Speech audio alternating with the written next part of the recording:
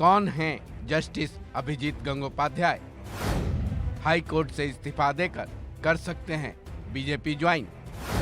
High court में दे चुके हैं बड़े फैसले, विवादों से भी है गहरा नाता। लोकसभा चुनाव की बयार शायद कलकत्ता हाई कोर्ट तक जा पहुंची है। ऐसा इसलिए कहा जा रहा है क्योंकि कलकत्ता हाई कोर्ट के जज जस्टिस अभिजीत गंगोपाध्याय ने कलकत्ता हाई कोर्ट से इस्तीफा देकर सियासी पारी शुरू करने के संकेत दे दिए हैं। हालांकि उन्होंने इस बारे में मीडिया में भी जानकारी दी है, जिसमें उन्होंने बीजेपी का नाम तो लिया ही है, लेकिन क्या वो बीजेपी ज्वाइन करेंगे या नहीं साफ नहीं किया है। क्योंकि जस्टिस अभिजीत गंगोपाध्याय ने अपनी जो बातें बताई हैं वो सकता है वाले शब्दों का इस्तेमाल करते हुए किया है। लेकिन वेस्ट बंगाल में चर्चा तेज है कि जस्टिस गंगोपाध्याय बीजेपी की सदस्यता ले सकते हैं, साथ ही लोकसभा चुनाव भी लड़ सकते हैं, जिसकी आशंका उन्होंने खुद भी व्यक्त की है। I cannot say that. It will be decided by the high authorities of BJP, the election committee of BJP. Sir, when will you join BJP? Maybe on 7th. Maybe on 7th in the afternoon.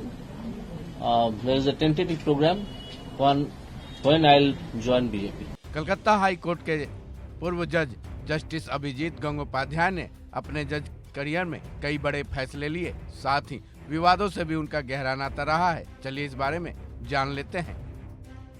पूर्व जज अभिजीत गंगोपाध्याय के बड़े फैसले और विवाद।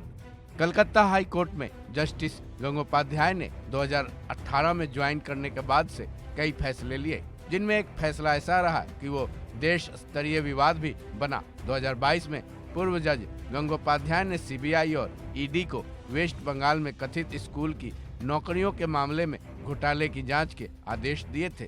साथ ही इसी फैसले में उन्होंने 32,000 टीचर्स की नियुक्ति को रद्द करने का फैसला भी सुनाया था। उनके इस फैसले के बाद वेस्ट बंगाल की सरकार हिल गई थी। वहीं 2023 में यानी पिछले साल पूर्व जज गंगोपाध्याय ने एक केस के बारे में अपना इंटरव्यू दिया था, जो कि बेहद विवाद में रहा।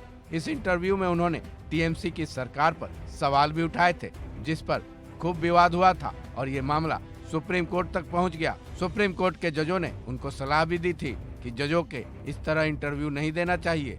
वहीं सीजीआई चंद्रचूड़ ने भी इस मामले में जवाब तलब किया था। वेस्ट बंगाल में इस बात पर चर्चा उसी इंटरव्यू के आधार पर तेज है कि पूर्व जज गंगोपाध्याय बीजेपी ज्वाइन कर सकते हैं, क्योंकि उन्होंने टीएमसी सरकार की जमकर बुराई की थी। बहरहाल, जैसा कि खुद पूर्व जज गंगोपाध्याय ने कहा कि वो 7 तारीख को इस पर फैसला लेंगे। ऐसे में अटकलों और कयासों पर मुहर लगने के लिए 7 मार्च तक का इंतजार करना होगा। इस खबर में बस इतना ही। बाकी अपडेट्स के लिए जुड़े रहें वन इंडिया हिंदी के साथ।